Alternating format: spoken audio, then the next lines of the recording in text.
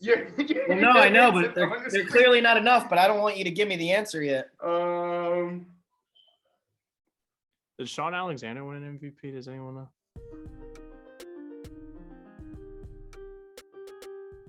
Is it Sean Alexander? That's correct.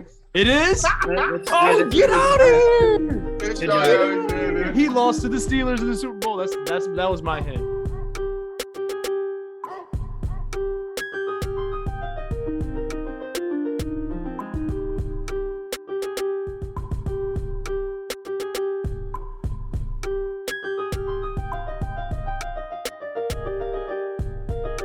What's up, guys? Welcome back to another episode of From the Sideline podcast. I'm your host, Troy, and I'm back with the boys. What's up, fellas? What's going on? Yo. Got GK in the house. What's up, GK? Not much, man. Ready to get it. All right. We got no other than Roy in the house. What's up, Roy?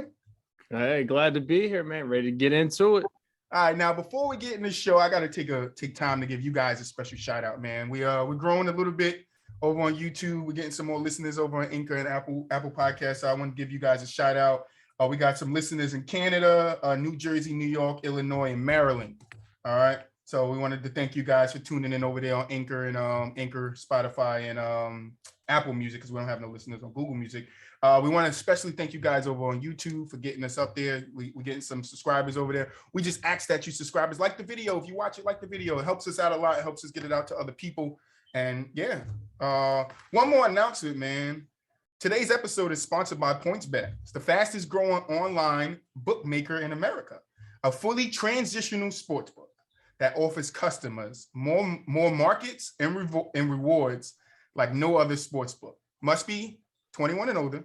SportsBet is available only in New Jersey, New York, Illinois, and Iowa. To sign up, you can either go to www.pointbet.com or you can download the app. You can find it in the Apple Store or Google Play Store. And when you sign up, the code's gonna pop up on the screen. You gotta use our code, man, FTS250, all right? FTS250, all right? And when you sign up using our code, PointsBet will give you 2 risk-free bets up to $2,000, all right? I'll say it again, all right? If you use our code, PointsBet will give you 2 free bets, risk-free, up to $2,000, all right? Void where prohibited, so you won't find it where it's prohibited. Again, must be ages 21 and older. And gambling problems, we know there's people do have gambling problems. If you know anybody or if you yourself, struggling with some gambling problems, you could call 1-800-GAMBLER for crisis consultant and services. Now, without further ado, thank you for our sponsor. That's pretty good, man. So I could just put $1,000 on the Rams and then go ahead and put $1,000 on the Bengals, and then either way, I'm gonna up to. So yeah, you hear GK. He giving you guys some ideas. You want to make some money. It's both risk-free. So you might as well just bet against yourself on both bets. It's risk-free, all right? Risk-free, but you got to use code FTS250. All right, I'm gonna try this. It's gonna be on the screen all day. All right, it's gonna be on the screen all day. But we're gonna start today's episode off with the retirement of Tom Brady. All right. Now, I had this originally on the doc, but I took it off because the reports came out that he didn't retire. But my stance is that from the first report that came out from Adam Schefter, right? Schefter, how you say his last name? Schefter, there you go. Yeah. The report that came out from him was that Tom Brady talked to somebody. That person told him. That was the report. It was a phone call between somebody and Tom Brady. That person reported it to Adam. Adam reported on the story. All right. So for everybody out there saying the media is a lie, they weren't lying. The person that reported it to Adam was correct. Tom did tell him he was retiring. Tom just didn't want the news to get out the way it did. So starting with GK, what are your thoughts on Tom Brady's retirement? Well, that whole situation kind of bothers me because clearly, like, he was talking about retiring, but he wanted to, I guess, maybe sleep on it, make sure that's really what he wanted or whatever, or just wanted to release the information on his own terms rather than somebody else overheard it, they told somebody else, and then it gets reported, and then somebody just makes a tweet. That kind of bothers me, but that's reported though. But yeah, other than that, I mean, honestly, I don't think he really needed to. I think he could have kept on going, but I see at this point, like, he's already had lost time with his family and stuff. So that's But probably. he did say it was physical, mental, you know, Well, yeah, he said like if he can't put 100% 100% into it. right. So if he's only like, halfway there, it's unfair to his teammates. And that's one of the things that I appreciate about Tom Brady was like his the way he was a teammate was, the cream of the crop. So Yeah, I mean, it's really these best couple of days ever since we first heard that breaking news was kind of weird. It didn't feel real. I don't know. It was just like Tom Brady's retiring. Yeah, okay, all right, whatever. And then we have the whole back and forth thing going on, and I guess it turns out that he actually does retire now. So I mean, probably not how he wanted to do it. So I mean, it is what it is. But I'm glad. I mean, I'm grateful to be able to say, I watched him play growing up. I mean, did he kick my team's ass? Yeah, a couple times, probably more than a healthy amount. But I mean, hey, it's all good. I love watching him play, man. And I mean, wish him all the. Too. Oh yeah, that's all right. We're with the Jets. It's all right. We'll see what happens come August though, too, because remember the whole everything with Brett Favre and stuff like that. Like, if come August, if they're not able to have like a solid solution at quarterback, he might just be like, all right, like, you're gonna let me just skip training camp. I don't really have to do that. I can just show up on week 1 and then like. I think he's done. I think he's done. I think mentally he's done. I don't even think physically. I think it's mental. I would say the likelihood is I agree with you, but I say there's still always a chance that, what if they do draft somebody or get somebody, right? And then like the week before week 1, they tear their ACL and then they call him and they're like, hey, do you want to just come back for a couple of weeks or whatever, And if he's like, well, if I only got to do this, if I don't got to practice, whatever. I mean, it wouldn't be, I wouldn't be surprised if he played again. Like sounds like a good scenario, but I don't think it's happening. I think if that was the case, he would have stayed day to day because yesterday he was saying it's day to day. I'm day to day. It's a day to day process, and now it's something. He probably also doesn't want to do that to the organization either. Like he wants to let them move on. But I'm just saying in this situation where maybe. All right, so to your point, if he wants to let them move on, then let them move on. Go spend your glory years with Peyton playing golf because as many people may not know. Tom Brady plays golf with Peyton, all right? The brother he could beat, all right? Not the one he couldn't. Somebody said that on the Facebook group yesterday, so I'm just repeating it. Shout out to that dude. That's funny. But, yeah, I mean, it's glad to have him 22 years. Some people were saying 20 because he was out 1 year, injured the other. It doesn't matter. He played 22 years. Even he say he played 22 years. Great career, 7 rings out of it, 10 trips to the Super Bowl. Can't ask for nothing more from him, even though, I'm pretty sure all 3 of us up here had some run-ins of, dislike for Tom Brady. We grew to respect him. We grew to respect him. 100%. But talking about some damn respect over here, somebody got to put some respect on, Joe Burrow's name. Which one are you going to do? I'll do it. I'll do it. I'll do it. Look, I've been saying that the team to watch in the playoffs was the Cincinnati Bengals. Me and you said it the first week. Yes, we did. We did because you know what? We saw something. And these Bengals players, man, I love watching them. Watching them like gives me the same energy. I mean, just as a unit, not just limited to Joe Burrow, but like it's like Seattle Legion of Boom, like times 100, all throughout the team. Just the energy they play with. Like I just love watching this team play. And Joe Burrow, put some respect on my man's name. I mean, he's going out there and just playing lights out. I mean, he's doing what he needs to do, getting it done. I mean, and I'm gonna give a shout out to kickers as well here. I mean, Evan McPherson. I mean, he is stone cold. He's a great kicker. I mean, granted that last kick was a little bit of a chip shot, but I mean, he's been going out there. He's been getting it done. And there's so much stigma around, drafting kickers and all that stuff. I mean, hey, that just goes to show why you need a good kicker and how it's pretty essential in today's game. But look, they go out there, they beat the powerhouse of the Chiefs.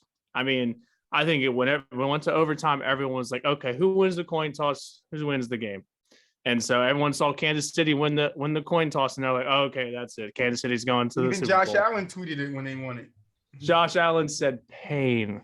After that, Right, but after Yeah. when Bengals got the ball, he must be looking like damn defense. He said, oh, wait, his team had a defense? He said, oh, I didn't know that was possible. I did not know that was possible.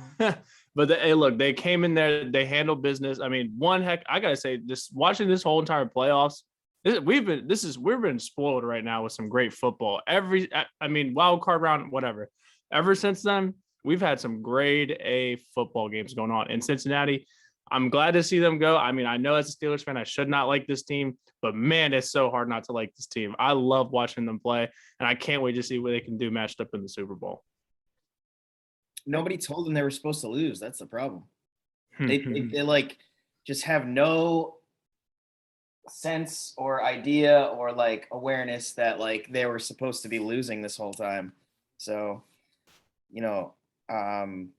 what I think more people need to talk about is T. Higgins. I feel like everybody's just been talking about Jamar Chase, but like Got hurt too.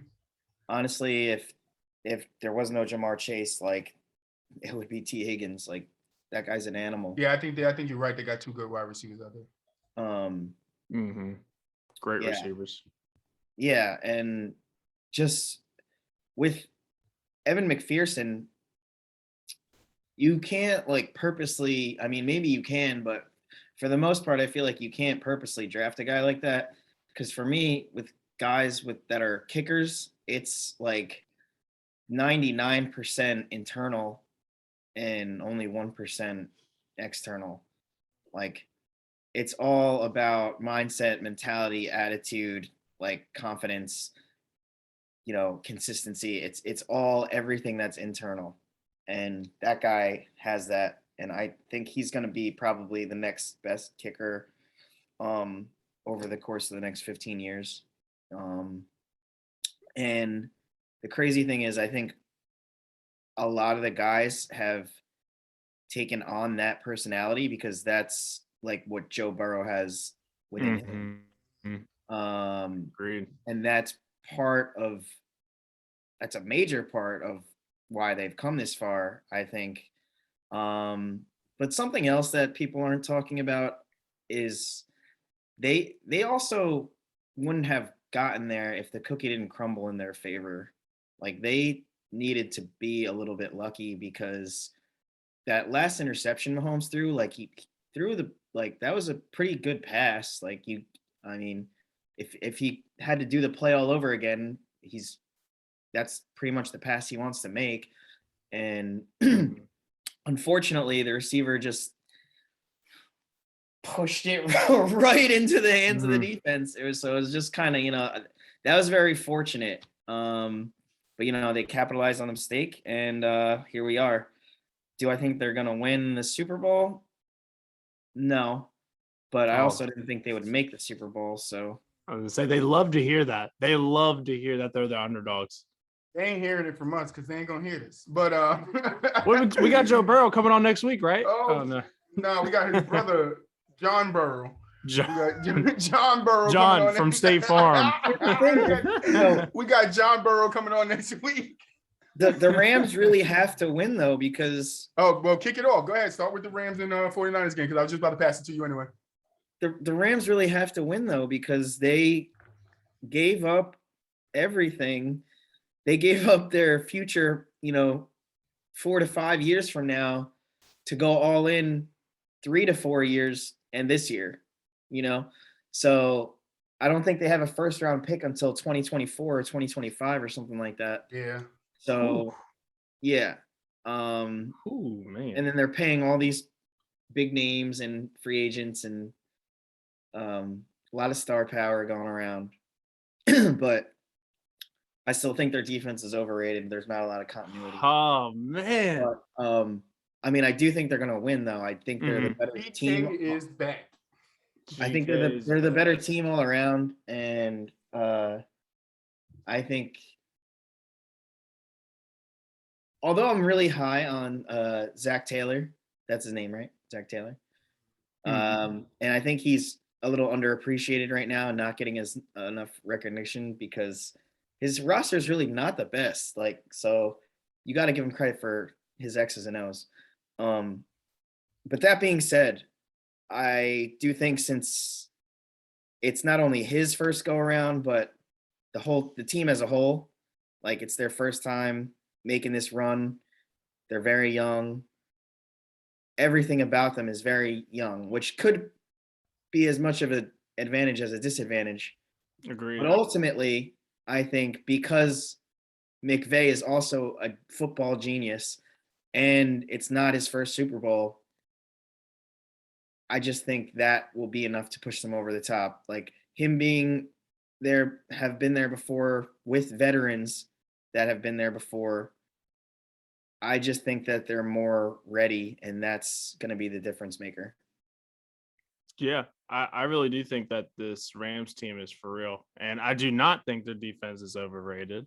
But I'm telling you, this Rams team, first of all, they went out there and I mean, there were some times where I was like, I don't know. I think like the 49ers might have a chance here. And then I remember the 49ers had Jimmy Garoppolo as a quarterback, and I was like, oh no, they're fine. They're good. They'll win this game. And that's exactly what happened. If you watch that last drive, you'll know what I'm talking about.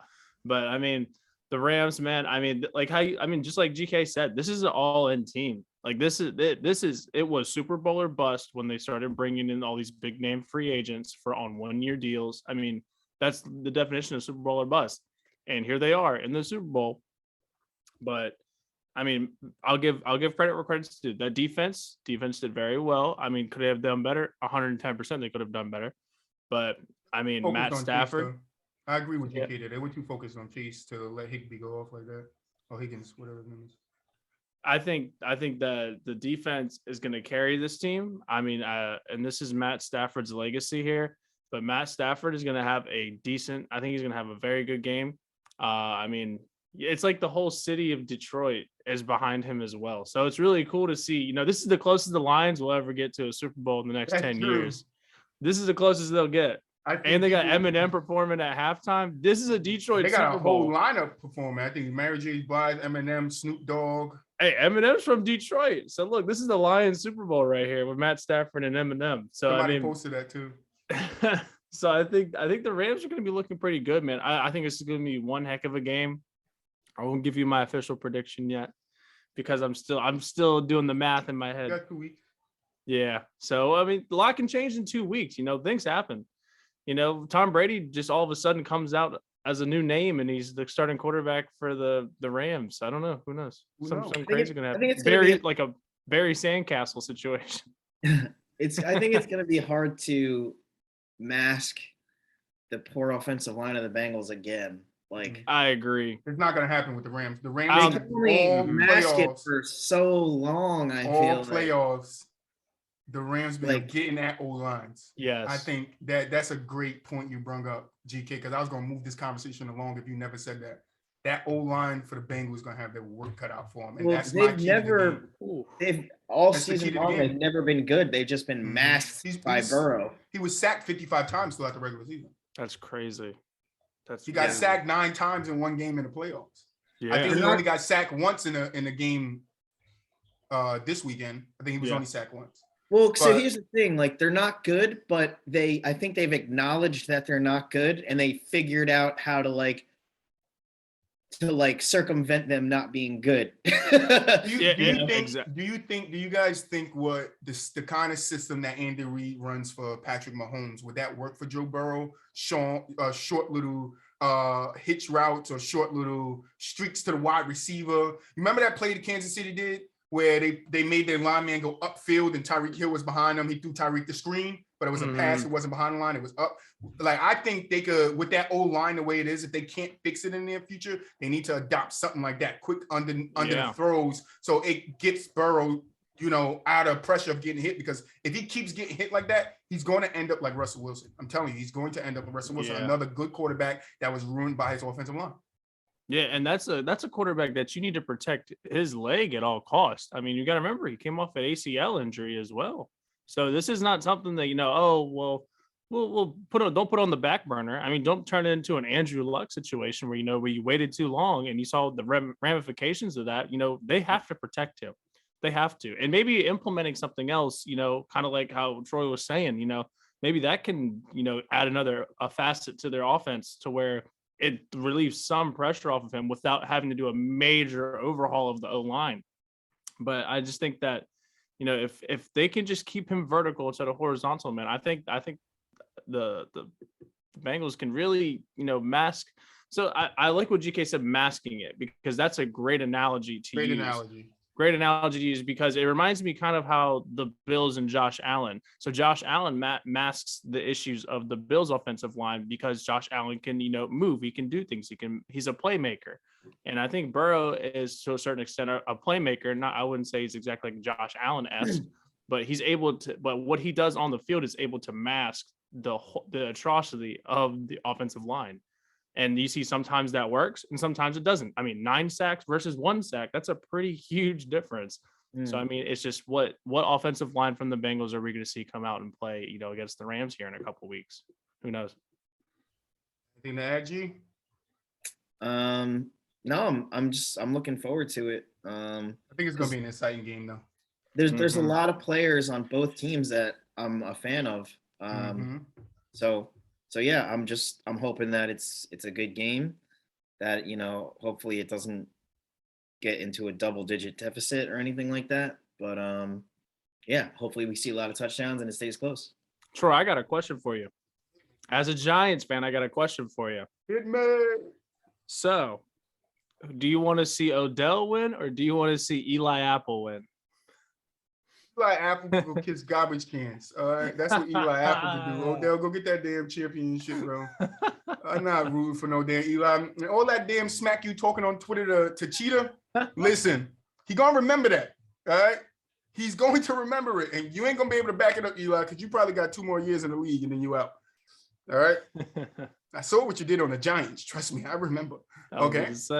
All right, I remember what you did on the Giants, bro. Listen, that's the other thing too, is I don't really think the defensive roster is that talented. Their stats and their team stats defensively have been very good, but I think that the system is making those players look better rather than the players making the system look better. For the Bengals or the Rams? For the Bengals. Yeah, no. Eli Apple isn't the system is bringing out more from the players versus the players making the system look good. I agree. I think that Bengals team, the defense feeds off of their offense. That's where they get their momentum. That's where they get their firepower from. I mean, like, you look across the stat sheet and, like, you can point out, okay, they got Bates. Okay, then you start looking further down the list and you're like, okay, no one really stands out here. And then you get to Eli Apple at the very bottom. I don't know. But, it's they feed off their offense. And, sometimes you just got to ride with it. Is that a product of the system? Maybe. All right. Let's move on. Now, last week we ranked quarterbacks of the year. Today, we're going to rank the wide receivers. A lot of talk about Cooper Kupp. I know some of you guys like, oh, you didn't do running backs. Yeah, I didn't. I didn't do running backs. I'm sorry. That's on me. Give me one day. It'll probably be next episode we do running backs. I gotta get this. GK, I got my list ready. We're not deviating from it. I don't care what you say. No, I'm kidding. Yes. I'm curious to see what you think of my rankings for this. I'm very curious to see what you say, because mine has a couple unexpected people in my top 10. One of them you actually mentioned earlier. Well, 2 of them you actually mentioned, both of them. All right, I got that. All right, we can see. Yep. All right. You know what it is, man. It's top 10 wide receivers of this year. Collectively, you guys have to decide who was the top 10. Discuss amongst yourself and let me know who you're putting up there.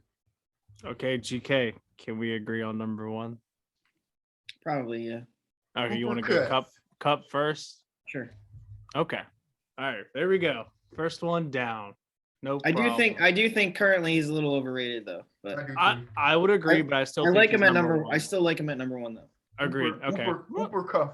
That's Uber Cuff. Uber Cuff. Number 2. Okay, hear me out. I kind of want to go Devontae Adams. I don't really see why we wouldn't. Okay. All right. Good. We're agreeing so far. Here's where things are going to get a little tricky. All right. Oh, wait. We in there. I want to hear GK first. Well, here's the thing is like, I kind of want to get like 10 to 15 guys out there and then maybe like And then we'll discuss. rearrange them once I'm looking at them. Yeah. Okay. We could do that. Yeah. So can we put, I'm curious where you're going to put. All right, so let me do like I did last week. I'll give you the list early instead of late. All right, so the list I'm looking at, it has Devontae Adams number 1, and this might be from Devontae Adams number 1? 2021. So this might be the 2020-2021 season. Not sure. But they got Devontae Adams, Cooper Kupp, Deebo Samuels, Justin Jefferson, Jamar Chase, CeeDee Lamb, Stephon Diggs, Tyreek Hill, Higgins, Renford, Hunter Renfro, DK Metcalf, I like Tyler Lockett, Chris too. Godwin, too. AJ Brown, Terry McLaurin, Pittman Jr., Hopkins on Arizona. Michael Pittman. Yeah, that got to be from this year then. This is from this year because Hopkins was limited to 10 games. Yeah. You got Weddle, Mike Williams, Keenan Allen, Mike Evans, Brandon Cooks, Devontae Smith, Mooney, and then Brown, which would top out the top 25. Okay, Deebo Samuel 3.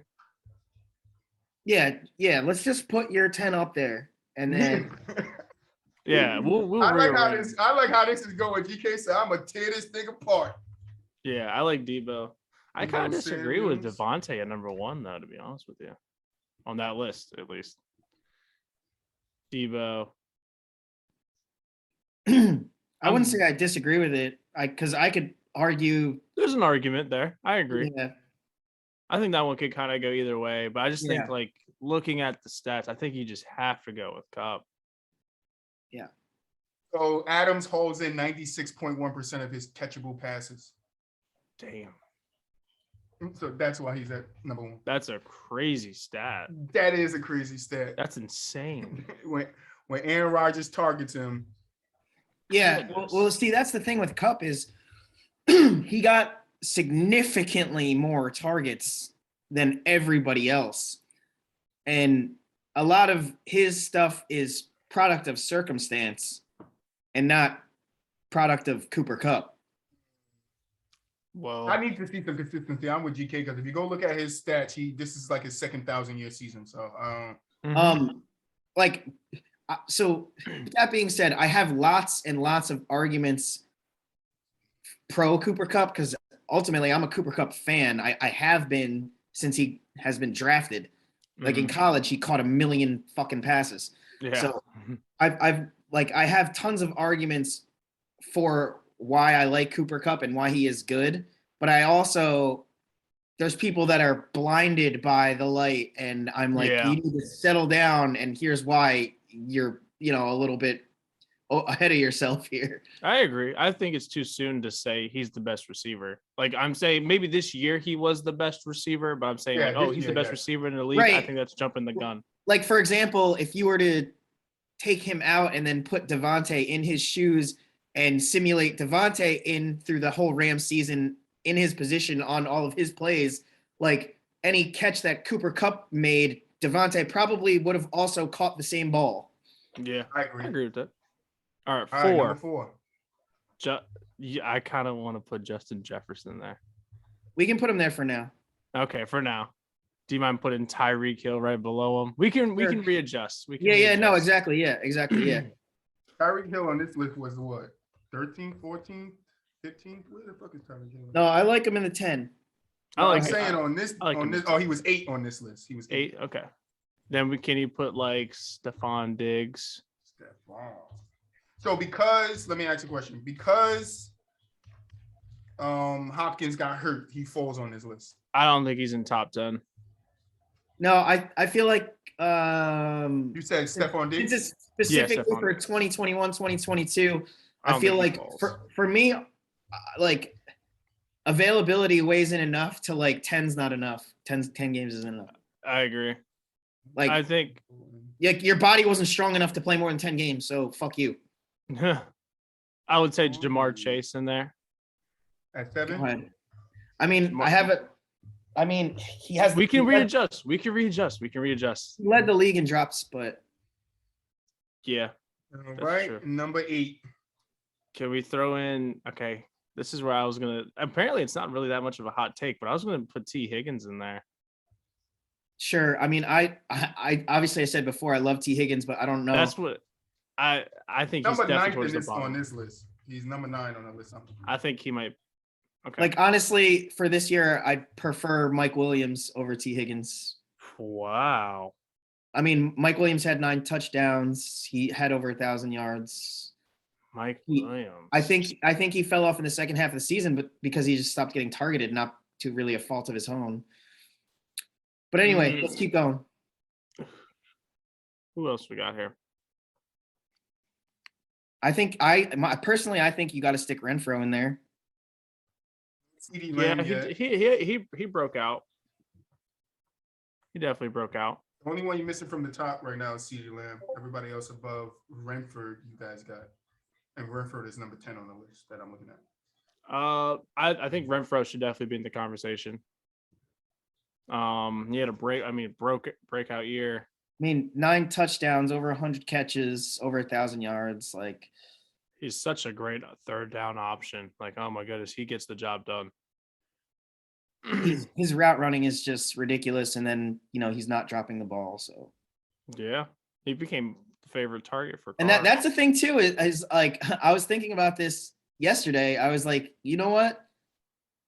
If Renfro and Kupp switched places in the start of the year, like, would Kupp have been able to do what Renfro did in Las Vegas? I think so. Would Renfro been able to do what Kupp did? I don't think to a certain extent. Let's look at those quarterbacks. All right, let's look at the quarterbacks that Kupp and Renfro had. All right.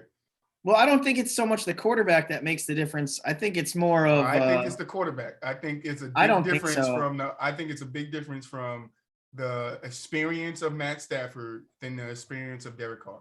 Well, I also think that if you put Renfro on that Rams team, they're still in the same predicament they're in, because Matt Stafford understands how to find his receivers, where I feel like he does make mistakes, but Derek Carr is more of the type to shoot himself in the foot. Yeah, I agree. I pretty much agree with that, but I also think it really wouldn't be that huge of a difference. Yeah, I agree there. With Derek Carr on the Rams, like, no DK. Who you got? Can we put? It's between. I'm stuck between DK Metcalf and CeeDee Lamb. I don't want to put CeeDee in there. You don't think CeeDee's top 10? No, based on what? No, compared to DK, because I agree. I like them better than all these people. Yeah, but like, I mean, okay, so Lamb, 79 catches, 1,100 yards. That's good. 6 touchdowns. Compared to DK, DK has double the amount of touchdowns and almost 1,000 yards, but he also had several games without Russ. That's true. So, but for the season, where would you rank them then? Because you gotta factor in he had Geno Smith throwing him the ball. Yeah, no, I would prefer Metcalf to be in there. I kind of do too. Metcalf 10, and then you're gonna rearrange. Yep. Yeah,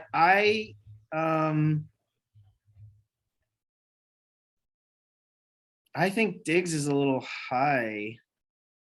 I was gonna switch him and Jamar Chase. And I don't know that T. Higgins is worthy.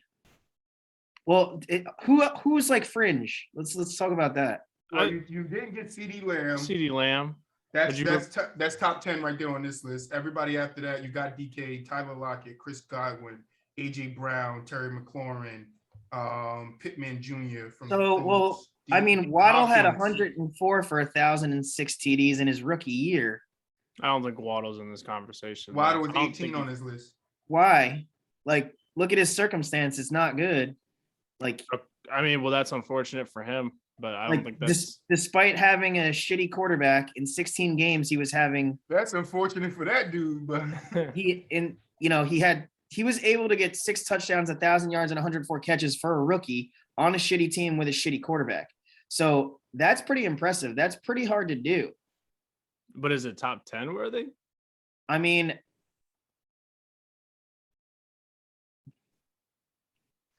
I think I just answered your question. He's looking. You got to make sure. I would say if anyone can be replaced on this list, it's probably T. Higgins, and I could see him being replaced with CD Lamb. But I mean, what are CD Lamb's numbers, GK? What about? I mean, Keenan Allen caught over 100 balls. Like, I just don't think since Mike Williams fell off, Keenan Allen kind of stepped up a little bit because Keenan Allen had a very slow start. Very slow start. I mean, there was only 10 guys caught 100 balls. But that doesn't mean they should be on a top 10 wide receiver list. Troy, can I get your input or no? I'm not allowed. No, I agree. I agree with you. I don't think just because you got 100 receptions means that you're a top 10 wide receiver. No, I don't think it. It's just you got targeted a lot. That's all. Or the other receiver that is better. Well, that doesn't necessarily mean that you got targeted a lot either. Bro, you got 100 catches. You got targeted a lot. You had to get targeted. You got targeted a lot. 100 catches. Not really. So what he catch 100 at 102? He only dropped 2 passes.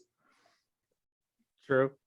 That's a lot of 100 catches is a lot. That's a lot of catches. That's a lot of catches. Yeah, but what I'm saying is, but that I don't think it has to do with like the way you use targets is like the ratio of targets to catches, not like, oh, well, he was targeted a lot. So how many targets does he have? Who? Who are we talking about? You said these guys had 100 receptions. So Waddle had 141 targets, but I don't think he had any drops, to be honest. Okay. So he had 141 catches. 6 drops. 6 drops. I mean, if you want to look at drops, T. Higgins doesn't have any.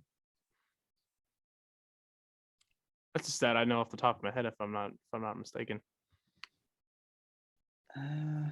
T. Higgins 2 through 12 through week 12 and 18. What was T. Higgins like most ranked. impressive stat? Like touchdowns or catches or yards, or what was his? He has 10 yards downfield 37 times this season. Yeah, okay. Took that top 10 receiver grade of 1 such targets. Okay, he did have over 1,000. His yards per game were really good. His yards per okay. So what's good for him is his yards per catch. He's 4th in 10-yard down 10-yard catches. He's 18th. Yeah. He's 18th in yards per catch. So that's good.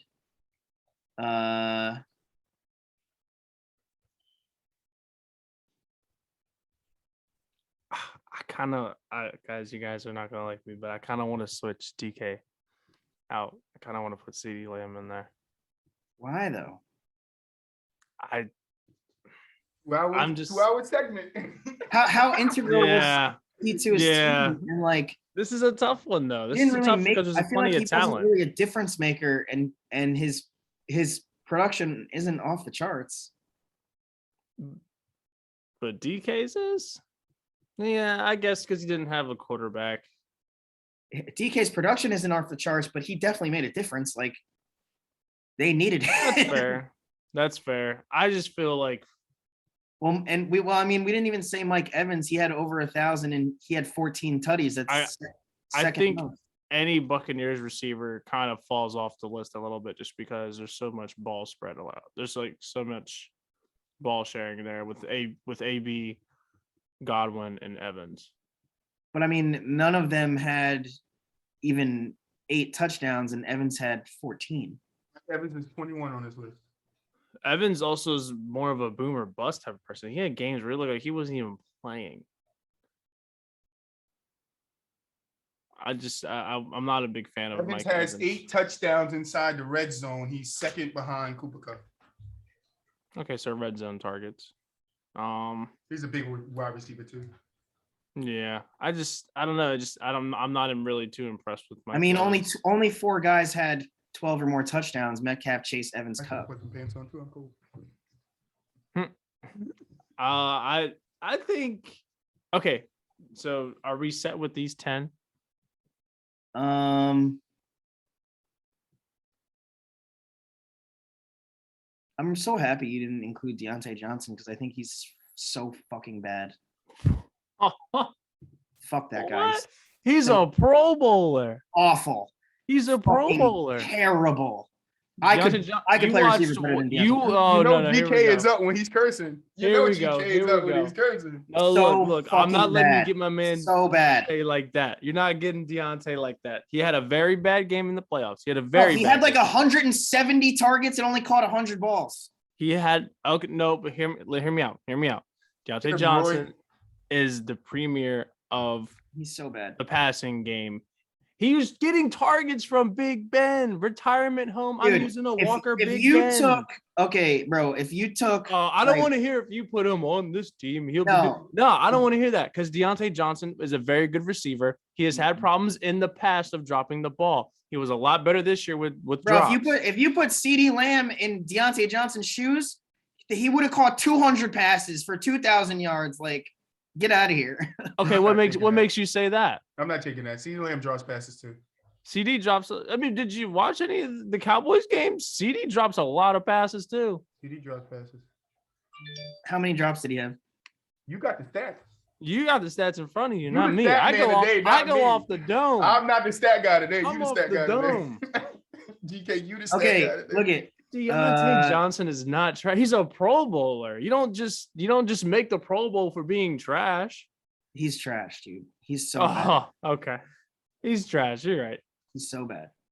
He's just the worst player in the NFL. Shouldn't even deserve to be there. I don't think he does deserve to be there. Oh, what? All right. What we doing with the list? We got more stuff we got to get to. What we doing with the list? It's good thing he's not on the list. Right now we got Cooper, Adams, Debo. Dude, I think Jefferson, Chase Tyreek Claypool Hill. is like a million bajillion times better than Okay, you don't watch Steelers games. That's all I needed to hear. so That's much all I better. need to hear. All right. All So right, what we doing with Tyreek the Hill. list? What we doing with the list? All right. All right. So can we? GK, what we doing with the list? Roy, you made the list. GK, what we doing with it? Mm-hmm. I kind of like it. I do kind of like it. I don't know if T. Higgins is worthy of number 8. Is he or is he not? Not right now. Who we moving? Who we not? We gotta go. we gotta put pressure on you. We can switch him and Renfro if you want. Yeah, no, that's fine. But I feel like, are we not leaving someone off the list in general?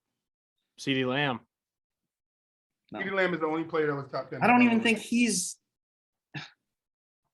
Is that it for the list? I think I'm pretty set on that. I think that looks pretty good. We might catch some stuff for not putting CeeDee Lamb on this list. I'm letting you guys know that. I mean, Lamb. How many touchdowns did Lamb have? 6. I think I'm set with that. I think I'm good. I'll take all the shit that's coming for it. That's okay.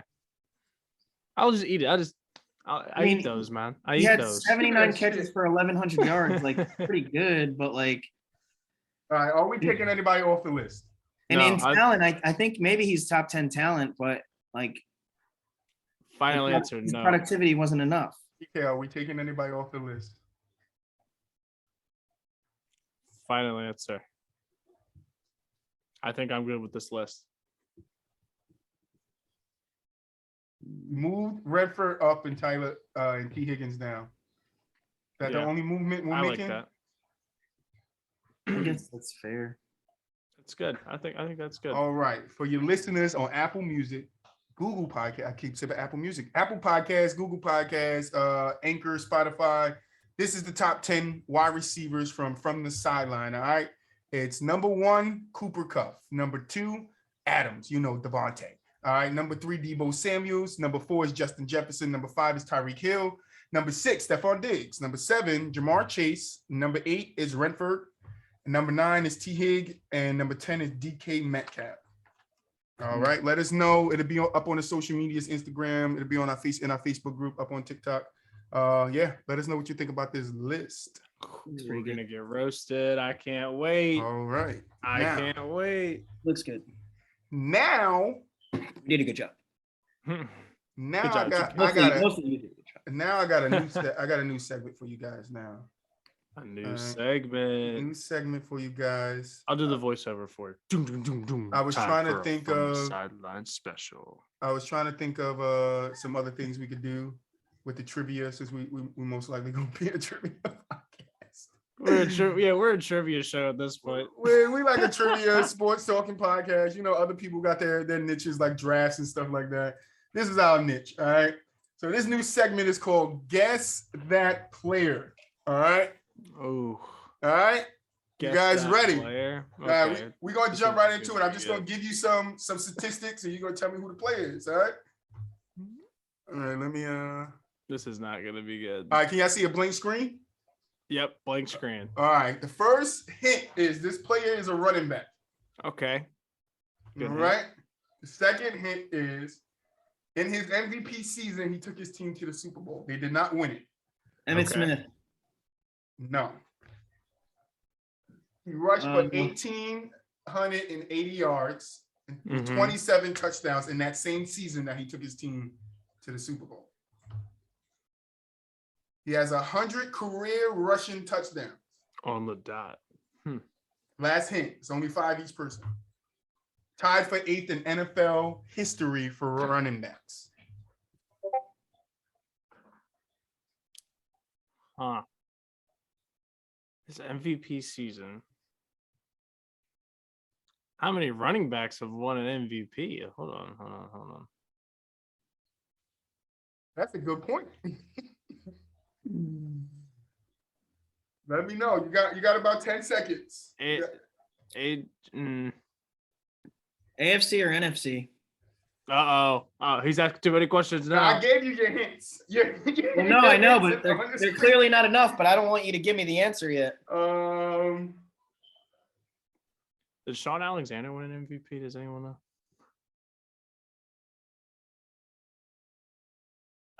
Is it Sean Alexander? That's correct.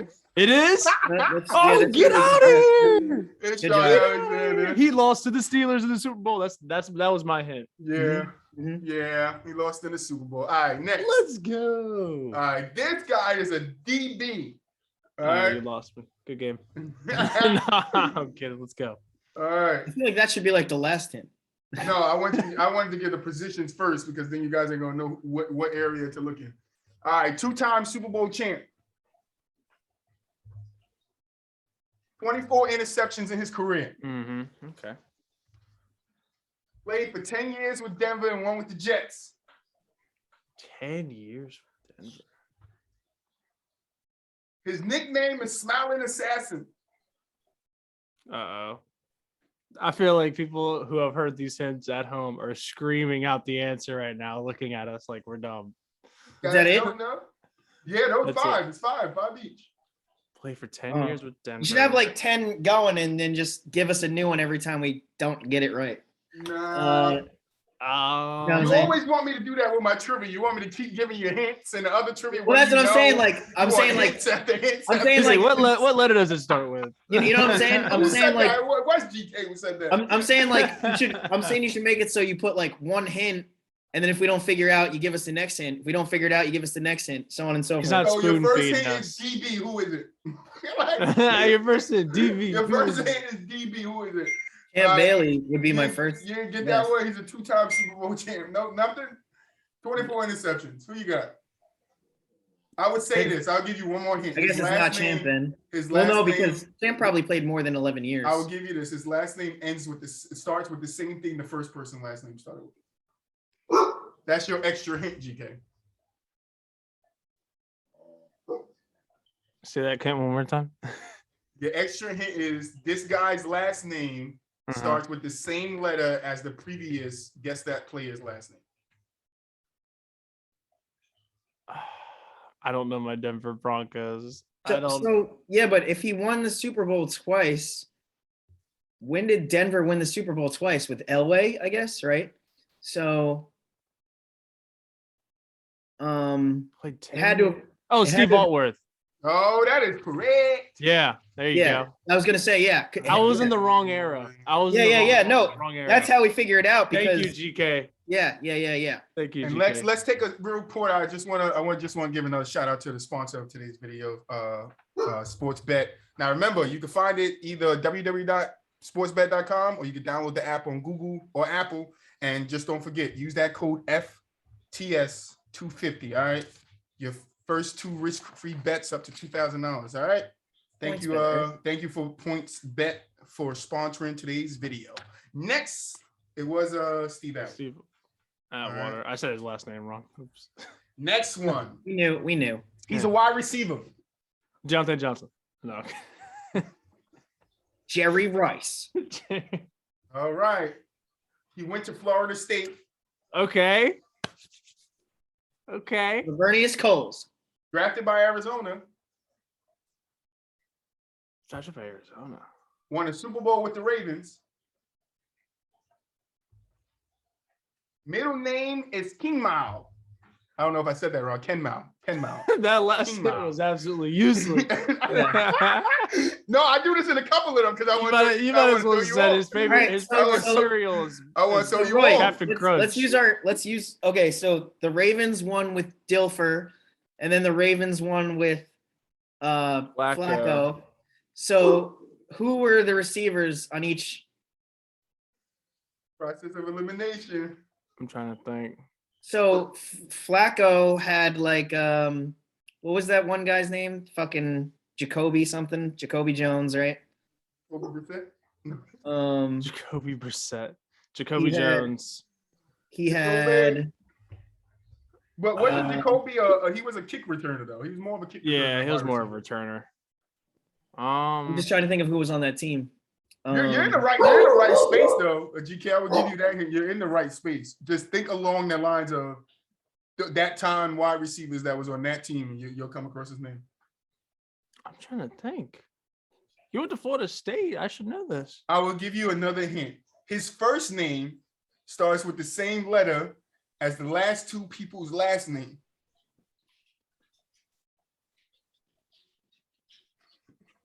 Won a Super Bowl with the Ravens. People at home like, they're like, oh my God, they don't know anything. Shout out Trey Day. When you listen to this, bro, you're gonna be like, you can be screaming the names out. Ken Mile. Okay, I don't know about that one. You gotta let me know. I might start Tommy up. So that means his first name starts with an A. Mm-hmm. Yes. Names start with an A. Ravens receivers. I can't even think of any Ravens. Alex, Allen, Amari, Andre. Andre Miller? Andre Miller? DeAndre Jordan. No. Y'all give up? No. You can't say I'm not DK giving up. said We're no. be here for 3 hours. Look, I got the last 2. That's all that matters. I'm okay with screwing this one up. I'm a Florida State fan too, right, so this is going for. I'm giving you guys. Let's talk it out. I'm giving you guys 3 names to pick, and that's it. After that, we're moving on. Y'all taking too long. How many? No, like how many years did he play? I don't know. That's not one of the. That's not, I didn't write the trivia. Down. This is the trivia for us. You're giving the trivia guy the trivia. I didn't write it down, so I don't know. Oh, Anquan Bolden. Anquan Bolden. Yeah. God, it took you 270,000 years. Dude, I knew I could figure it out. You just gotta give me enough time. That's a player that I totally forgot about. I know. Oh my I know. God. Now this one you guys should get. All right. He's a quarterback.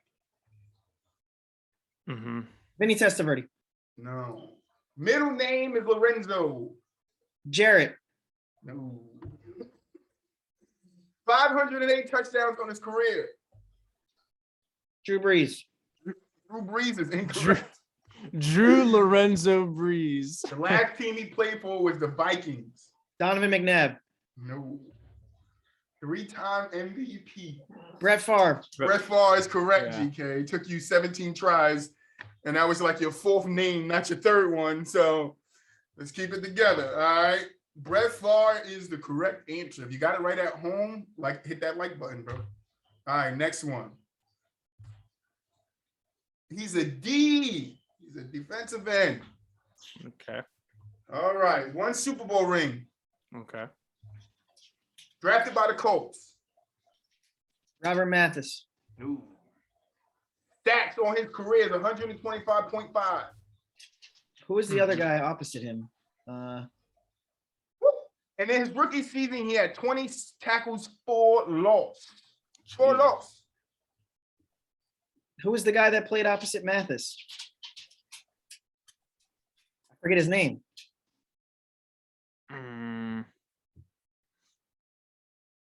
One Super Bowl ring too.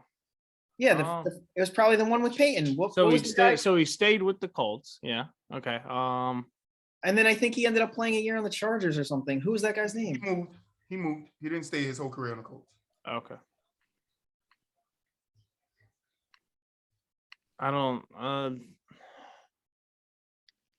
I can't believe he was the better guy too. His last name starts with the same letter as the previous guy's last name.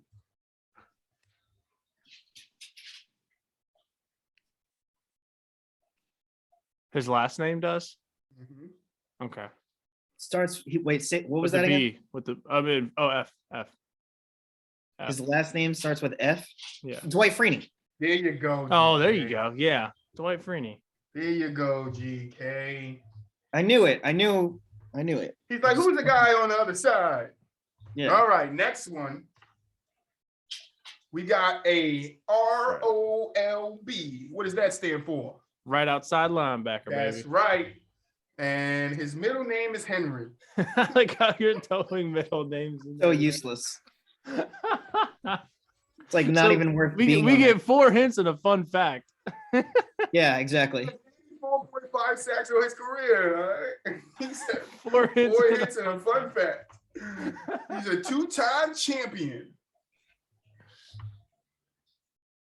Had 2 seasons where he had 7. I did it where he had 7 forced fumbles. I didn't spell it. I didn't make that sentence right. But he had 2 seasons where he forced 7 fumbles. Sorry for guys at home that's looking at that. I was tired when I was making this. It was like 2:00 in the morning. It was like the 3rd day of me being up at 5:00 in the morning. I was tired. All right. That's okay. I'll make a petition though. Me. I'll make a petition. Can you remove middle names and put in like team names? That's okay though. His middle name's Henry. That gave it away. All right. Uh-oh. I fixed it. Okay. There you Had go. 2 seasons where he forced 7 fumbles. Okay, right outside linebackers. 2 Super Bowls. Oh, Clay Matthews? No, he's a left outside linebacker. That's a good guess, though. I was thinking him too, but yeah. What did you say? Oh, is it I think Hold on. think more pass rusher. no, is it Black and yellow. I know, I get what you're saying. Come on, So- G, take it from him, G. Oh. Is So it it's got to be like Jack Ham? Jack No, Ham? no, it's got to be one of the who's Joey Porter. Nope. Who played with him? Oh, Woodley. James Harrison. There you There you go, go. Roy. Yeah, James Yeah, Harrison. Black and yeah, yellow, yeah, black yeah. and yellow, black and I said yellow. Jack Ham. Why did I say Jack Jack Ham? Ham. I don't know who that is. All right, James next Harrison, one. Cornerback. That means he's locking them down. All right. 3-time Super Bowl champ. His middle name is. He has 53 interceptions on his career. Oh, you got me. Longest interception run was 74 yards. Okay. Played 2 years with the Jets. And that's your guess. 2 years with the Jets. He also played with the Patriots. That's your extra hit. It's Ty Law. It is Ty Law. Law. Okay. All right, GK got it correct. Do you guys like this so far? You like this? I do like it. Without the nicknames. I'll take middle names out. Without middle names. Maybe I'll use nicknames next time, but that probably would be too easy. Yeah. This guy probably has a nickname. All right, just letting you know, it's somewhere in here. Oh no, yeah, he does. He has a middle name. All right, wide receiver. Okay. His nickname, his middle name is Gene.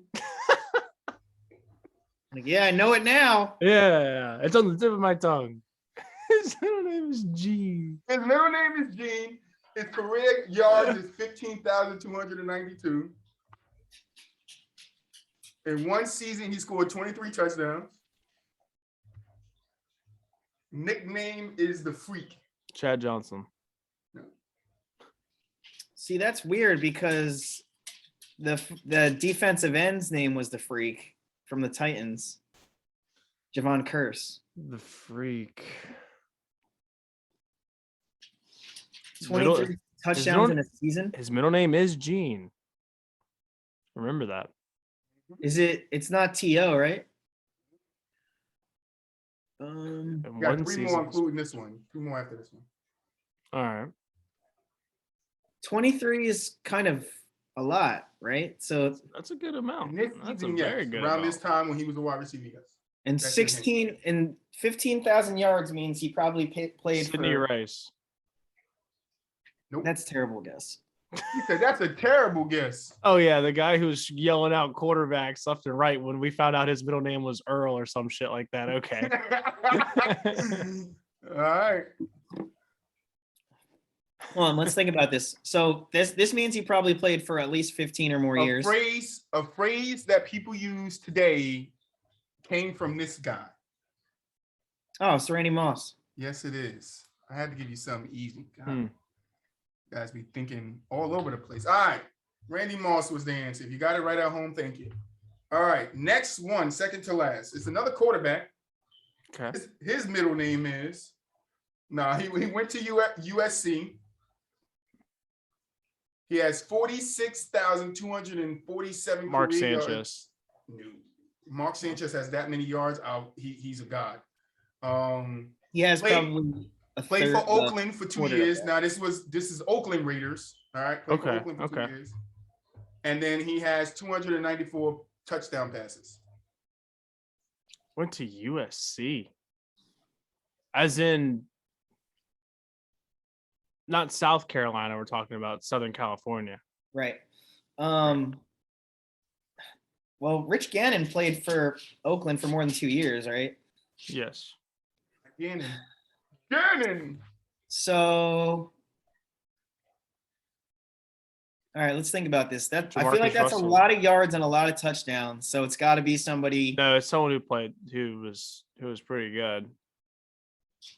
So let's go over Raiders quarterbacks. Jeff Garcia. No. Let's go over Raiders quarterbacks from the last 20 years. Okay, who was before Derek Carr? I wish I could tell you. Nobody saw. Exactly. I couldn't even tell you. So what's his middle name, Troy? I didn't write that one down. Sorry. I didn't write that one down. I didn't write his middle name down. I'm sorry. Maybe you would have got it if I wrote his middle name down. What are you thinking, GK?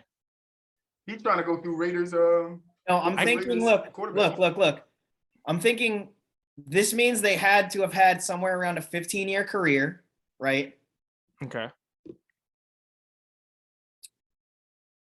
So who would have spent 2 years in Oakland? That's like a top 10 in yards of all time. I'm trying to figure out. Just think of quarterbacks that went to USC. Mark Sanchez. Leinart, right?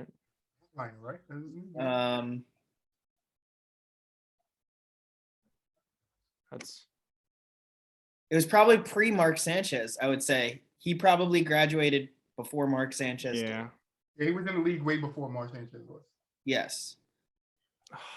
I think I'm gonna throw in the towel, man. I don't No, dude, don't give up. Come on. Let's talk this through.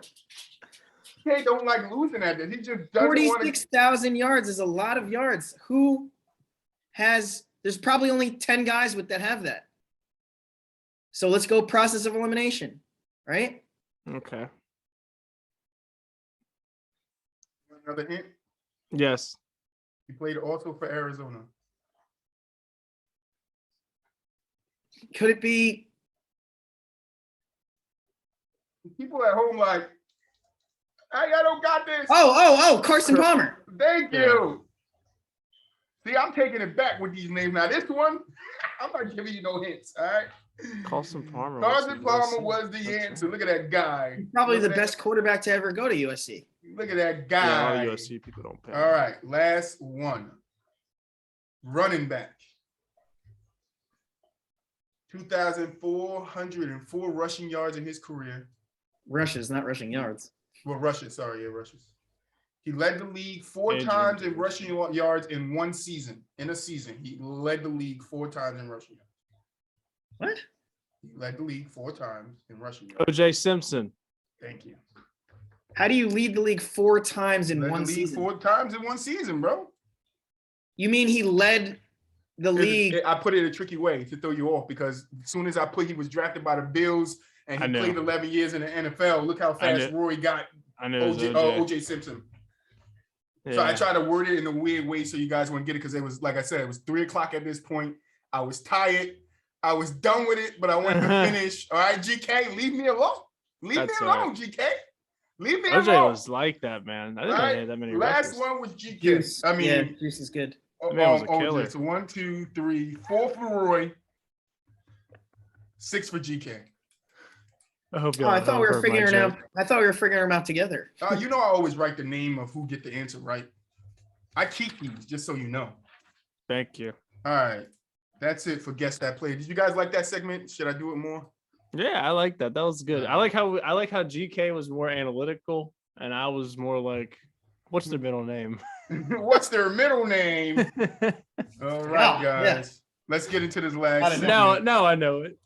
Let's get into this last segment, you know, NBA fire take. So I'm going to start off with 2 things. Draymond Green getting a TNT deal while he's still active in the NBA. That's going to be interesting to see, but I think it's amazing for Draymond Green. Shout out Draymond Green for success. Those guys loved him over there. I think from the first time he stepped foot in that building and he got on that show with him, I think from the get they wanted him to be an analyst. And I think what they're doing is they're solidifying him being there when he retires. I think he's going to take over for one of those guys, Charles, Jet, or Shaq, when he retires from the NBA. I think he's going to be the next one on that panel. You guys have any thoughts on Draymond Turner deal before I go to my next one? I think that it's kind of interesting with him being still active in the NBA and getting that deal. But I mean that kind of makes him have to be careful with some things that he said. Yeah, he said no more tampering. Yeah, so no more tampering stuff. He said, I'm not paying the fines. Yeah, I'm not doing it. He said no more tampering. But Draymond has a very big personality, a very big TV personality at that. I mean, he has a podcast, he does all this stuff. I mean, he's very interactive, he's very social. That's just the type of person he is. So, I mean, I would like to see him in the future, you know, be on that TNT desk. I think that'd be really cool. I mean, like how you said, replace one of those guys when they get, you know, when that time comes. But I think he's a very big personality guy. He's really funny too, and he knows the game. So I mean, he checks all the boxes of what you want to be in an analyst. Okay. Yeah, I like him better as an on-air personality than a basketball player. I think he's well-spoken. He can articulate his thoughts well, and yeah, I mean, I don't mind it, and I don't think it's a big deal that he's still playing. Like lesser-known athletes have done similar things. So Brian Scalabrine was a TV reporter at one point. All right, my second one, and you guys don't have to touch on this. We're gonna kick it right over to you, GK, right after I'm done with this. If everybody touches on it, once everybody done, GK, you go ahead with your fire takes. But I wanted to talk a little bit about this Carmelo thing, right? Carmelo getting fans kicked out. I see a lot of people on social media calling him soft like LeBron. Fans heckle. But there's a difference between like heckling and saying something that you know is meant for a specific type of person. The dude literally called Carmelo boy.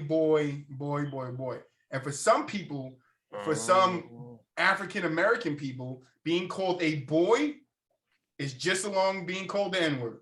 It's just along those lines. You're just not seeing it. So that I can understand where Carmelo was coming from, even if you don't agree with him. You listen, I didn't see people, go off on other people for less than that, So boy is kind of racist when you're using when you're using it towards a black male figure and trying to belittle him. And I think that's what Carmelo was like, nah, I'm not going to sit here and keep letting you repeat that to me. You got to go, because it's not fair to him to have to hear that. Like I'm all with the heckling. Don't think I'm not with heckle these players. I don't care. It's part of the game. You guys are fans. You pay your money. But there's a line that fans need to understand, right? There's a line. You guys understood that line after Malice in the Palace, right? You understand that line that, oh, these NBA players could kick our asses. Okay. They could come in the stand and kick our asses. Okay. We can't cross that line no more. All right. And even still, now we get some people that throws the popcorn on Kyrie and the bottles here. You get some people that still do it, but not to that extent that it was back in the day. So now it's like, in today's basketball, it's like people, they just know words they can say to get under people's skin. I'm not agreeing with LeBron getting everybody kicked out, but I think just in this, situation with Carmelo being called a boy repeatedly, or go to the corner, boy, shoot that shot, boy. Like, he wasn't saying it in a sense like I say to open the show and I'm here with the boys. Like, that's not how he's saying it. He's saying it because Carmelo Anthony is an African-American, and he knows that that's a term to belittle African-Americans. What are you guys' thoughts on that? If you haven't? Yeah, I mean, like, I think it's all about context and how you use it. I mean, because like if you use it like how you're saying it is, that's more derogatory. That's more to hurt someone's feelings and all that stuff. So, but I mean, as far as kicking people out, I don't agree with that either, to be honest with you. But I mean, if you want to get to Carmelo, just call him Lala. That's all you got to do. All you got to do is get to his baby mama. That's all you got to do. They Cheerios and he gonna go off. Yeah, no, I think this is just a good learning experience for Carmelo, because I think the first time that this happens to you, I get why you could react that way. But then after for a long time though, so I don't think it's the first time. No, he played in New York. There's no way. Right, I think it's just the context the guy was using it in. Yeah. Okay. I agree with that. So doesn't matter. I think after the fact, if anything like that were to happen to him again, he would handle it in a different manner, because I think so too. You're letting him win because that's what he's trying to do. Like, he's trying to get under your skin. That's what his goal is, and you just gave him validity, versus if like you didn't give him the time of day or acknowledge him, and because like he's so far beneath you, like why even acknowledge his presence or like acknowledge the fact that he exists. He's there, and the fan is still in the wrong here, though. I mean, like, like he's that doesn't matter. I just see GK going. I agree, though. I agree. But as a star, like you trust everything else to like take care of that for you. Like, and at that point, you trust that the stadium and the officials and the security and the other fans and whatever, everything else takes care of that for you. And like, you be the one that like, you let them know, like, this is beneath me. Like, I don't need to worry about this. I have bigger fish to fry.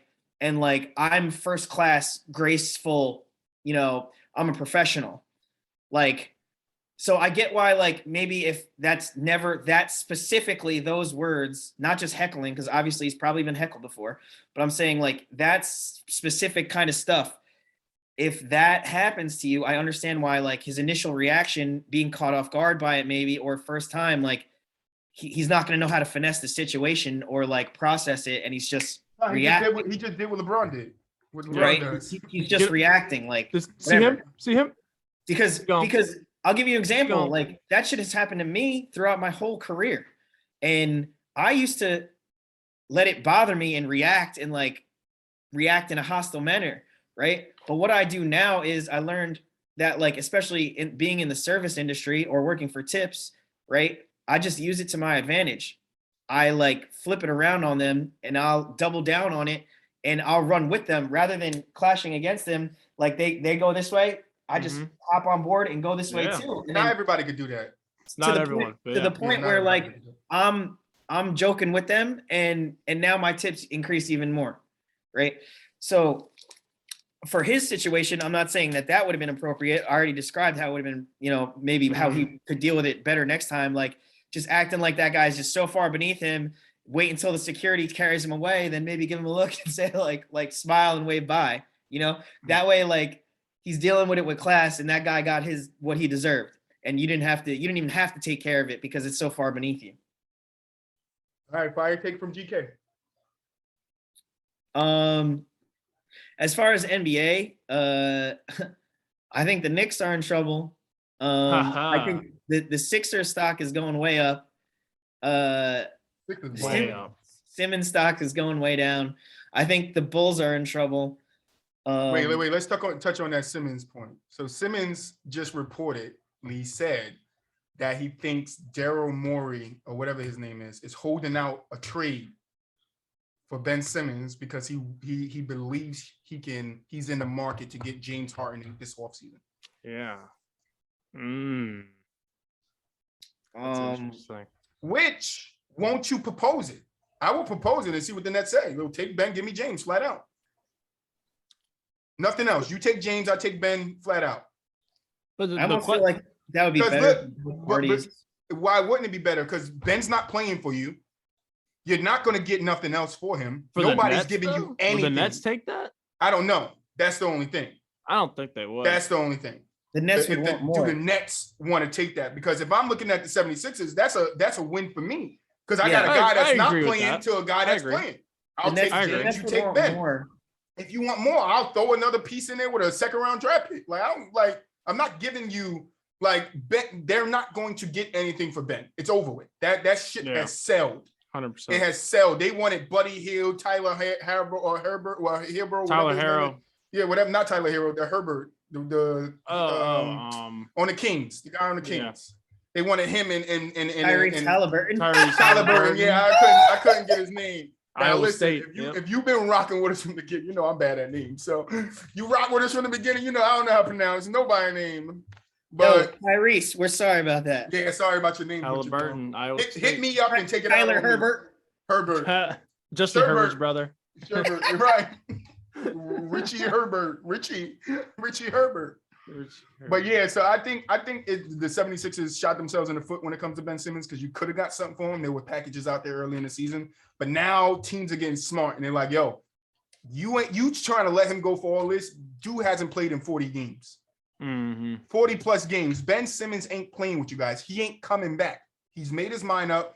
He's clear on it. So whether you guys take it, whether you don't, that's on you. Continue. Also, Nuggets and the Mavericks for me flying way past the Jazz in the power rankings now that Ingles is out for the year. Oh yeah, Ingles is done. ACL, right? Or MCL? Yeah. That's tough. That's so tough for them. He's not someone who's gonna light up the stat sheet crazy every game. No, but he gives them some. He's someone you rally around. So for a while, the Jazz had probably either the best or one of the best 3-point threats, like as a team, and it was large in part due to Ingles. Joe Ingles, yeah, very good defensive player as well. A lot of people don't think about that. But. Yeah, so I think that is extremely detrimental to the Jazz. I think it affects their outcome on their season tremendously. But yeah, I mean, I like the Nuggets and the Mavs a lot more now. But yeah, I mean, that's pretty much all I got. Okay. Yeah, so I'm like down on most of the East except for the Sixers, and I'm up on everybody else in the West now that the Jazz are. I think I count them out at this point. Roy, hot take. My hot takes are so fire. My fire takes are so fire that I'm gonna have to give you another. I have to wait. It's. I gotta cool off a little bit. I'm gonna stay on the Memphis Grizzlies for right now. I said this one a long time ago with the Grizzlies. Just let me ride my victory wave. Oh, shout out to Matt the D1 player that stopped by, he messaged me on YouTube after watching the episode of us saying that Ja Morant might win MVP. He was like, yeah, jump on this Ja Morant MVP train. So I want to shout out Matt for that. Shout out, Matt. Shout out, Matt. But I got some fire takes for y'all. Well, hold on. Let me ask you, like, so what would it take Ja to win? Ja to win? I said last episode, you couldn't make What it. needs to happen? Yeah, on last episode, I said if Ja Morant continues playing like he's playing now, I'm not sure what his averages are now, but if he continues to play the way he's playing now and the Grizzlies finish top 4 seed, I think you give it to him. I think that's all he needs. I think you give it to him because he's playing lights out. Top 4 in the West or the league? Top 4 in the West. So I say top 2. I think it needs to be better. I mean, just because that's that narrative with Ja. Well, I think if he finishes above, if Jokic is the favorite, right? If he finishes a seed above Jokic, if any seed above Jokic, I think you give it to Ja. Yeah.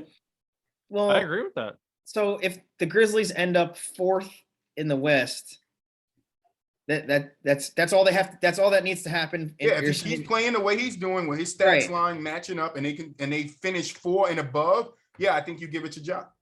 I don't think he needs to. I think just the turnover from last year to this year is enough. You look at Derrick Rose. What if the Sixers finish in 1st?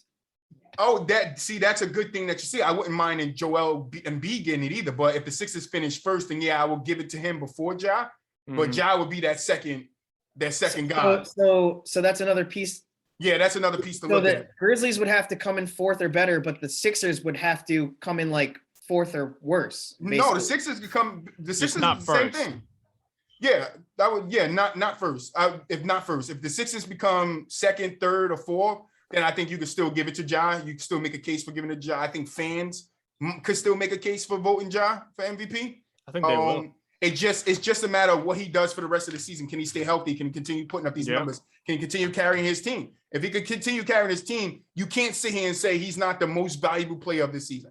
I agree with that. I think if the Sixers come in 1st or 2nd, how can you not give it to JoJo? No, I agree. I agree. That's a legit. You talking about Joel Embiid, right? Yeah. Yeah, I agree. I don't think Jokic gets it again. I'm gonna go pull up that MVP ladder again so we can look at it. Was this full list? Well, I mean, the Nuggets would have, for Jokic to get it, the Nuggets would have to probably finish above the Grizzlies, but then the Sixers would probably also Jokic is in 1st right now. He's in 1st in the MVP ladder. Oh man. Jokic is 1st in the MVP ladder. Giannis is behind him with Joel Embiid and then Kevin Durant, and then 5th marks out Chris Paul. But let me see if they got a newer one, because if they got a newer one, Jokic is pretty important to his team versus like if the Grizzlies lost Ja for the rest of the year, they're done. You don't think that they would make the playoffs? No, they would still, because they're in good position to make the playoffs, but they're not finishing top 4 seed. They finish 8th, right. 7th But if Jokic misses the rest of the year, they don't make the playoffs. That's because they're already a lower seed already, though. Right. They're already what, 6th place, 7th place, something like that. 5th. I mean, yeah, they'd fall out because they're already. But the Grizzlies have already won so many games, to where I think they 35. could at least 35-28. Who?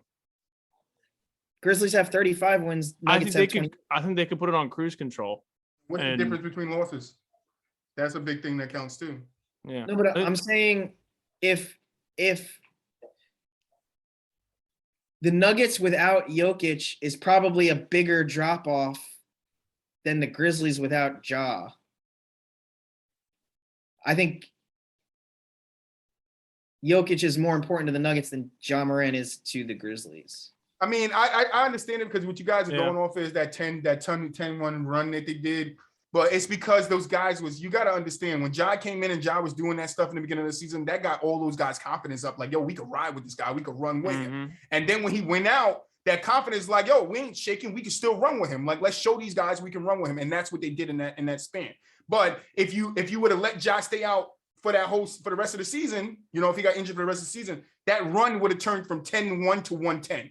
And we all know that. Let's not joke around like these guys are better than the Nuggets without Ja. Let's not act like they're better than the Mavs without Ja. Let's not act like they're better than the Jazz without Ja. And those are the 3 teams. Dallas, Denver, and Utah is the 3 teams behind them. Like, even without Ja, will we say they're a better team than the Timberwolves the way the Timberwolves are playing? I don't know. But just because we've seen that small sample size, 10-1, it's like, no, these guys can rock. But like I said, when it gets to my question mark about the Memphis, and Roy, you heard me say this, is when it becomes playoffs, Ball is going to slow down. Can the Grizzlies play a slow pace offense? I don't think they can. That's the thing why I think the train stops. But if Ja could keep third seed, if he keeps third seed, then I wouldn't be opposed to giving Ja MVP. I agree. What is he averaging right now? I'm about to go check. Check what he's averaging. Ja is averaging 26 points, 6 rebounds, almost 7 assists, 1.3 steal. I mean, I don't see, he has the stats, 26, 6, 6, and 26, 6, and 6. He's 7th in scoring. I mean, 59th in rebounds because of big men. But and then what about like usage and PER? I feel like those PER is 25.15. He's 8th. What about usage? I feel like those are tell more of the story than like, player efficiency rating. Let me go. I gotta look it up because it is not giving it to me right here on these stats. Usage. No. I'm sure it's good. Ja Morant usage, right? Yeah, it has. I wonder what Vegas probably doesn't have him as the favorite though, right? To win the MVP. No, right now the MVP, I don't know Vegas, but the MVP ladder, the Kia MVP ladder, it's Jokic. Vegas is probably the same. It's Jokic, Giannis, Embiid, Kevin Durant, and then Chris Paul. Yeah, Vegas probably has the same odds. Usually that's what they do, at least. But yeah, by far takes will be back, guys. Just wait. 27.1. Well, that was last year. Hold on. I got something brewing. Okay, so Steph and Giannis are 3-1. Luka's 47-1. Durant's 23-1. Oh, Joel Embiid is 2-1, so he's plus 215. So he's right now the favorite. Oh yeah, his usage rate is 27.1. Jokic is just a little bit, but slightly behind him, plus 225. Let's see who else is on here. Well, we're looking for. Let me see if I can find Ja. Where's Ja? Oh, Ja is plus 1050. So like, they have a lot of people ahead of him. Yeah. Yeah, but things could change. Like I said, he keep playing lights out, man. If he keep playing this way, he could keep his team in the 3rd seed, or maybe even knock the Warriors down one and get to the 2nd seed. I think Ja deserves MVP. I just think the season that he's having is an MVP season. If you give it to Derrick Rose, right, with all the questions people had about Derrick Rose MVP season, why can't Ja get it this season? Agreed. Now, I do agree with the Joel Embiid because they owe Joel Embiid one from last year when he got hurt because he was the front runner. He was going to win it if he didn't get hurt. I think that's hands down. He was going to win. I agree. But then another question people might have is KD's playing lights out this year, even though he's hurt too. There's plenty of questions. No, but not only that, but like, I mean, look at the Sixers. They're not really good. Like, how many? If the season started over and they didn't have Embiid, and the situation was the same with Simmons not playing either, like, where would they be? Where would they be without Embiid? They lost a lot of games without Embiid. So they would not be above 500 probably. Tobias Harris carry. No, never. No, I'm kidding. I mean, I don't he's barely complimenting, like, let alone carry. Any more takes? We good here? That's it for me. I think we got him pretty good. All right, I'm gonna start final thoughts though, because I want to read this sponsor message one more time. All right, today's episode is sponsored by PointsBet, the fastest growing online bookmaker in America, a fully transitional sports book that offers customers more markets and more rewards. All right. Like no other sports book. Must be 21 years and older. SportsBet is only available in New Jersey, New York, Illinois, and Iowa. To sign up, you can go to their website at www.pointsbet.com, or you can download the app at the Google App Store or the Google Play Store. When signed up, enter our promotion code, which is FTS250. Again, that's FTS250.